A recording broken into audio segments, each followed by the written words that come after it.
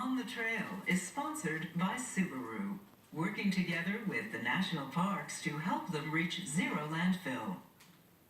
Connor Knighton is winding up his year-long journey through our national parks.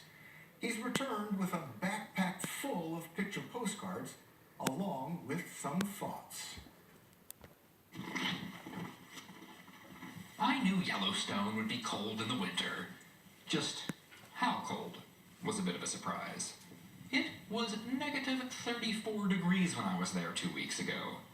But a smile would have been frozen on my face no matter what. America's first national park was my last stop on a year-long quest to visit every national park. All 59 of them. It's a journey that began with a hike in the dark, 1 year ago today. I joined a small group of strangers on the top of Cadillac Mountain at Acadia National Park in Maine to see the first rays of sun hit the contiguous United States.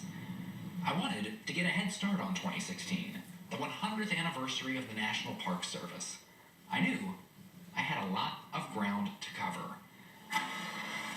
Soon, I was underground at Mammoth Cave in Kentucky. Then underwater at Biscayne in Florida. Walking across sand and soil from the lowest point in the United States to the base of our highest peak.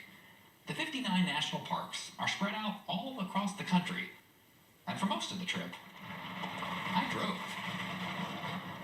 It was always scenic, only sometimes scary.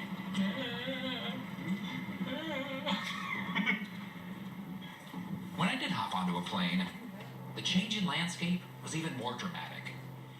1 week, I was marveling at lava in Hawaii. The next, I was in awe of a glacier in Alaska. Our country's natural beauty is as diverse as the people who live in it. Setting aside these places for the enjoyment of all was and is a uniquely American idea, and I've never felt prouder to be an American. It was certainly an interesting year to be crisscrossing the country.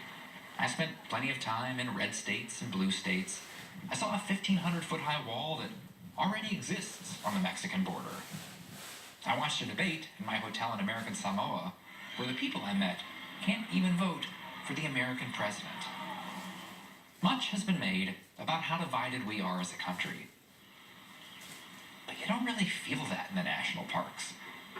They're places where red and blue can come together, sometimes in the same vista.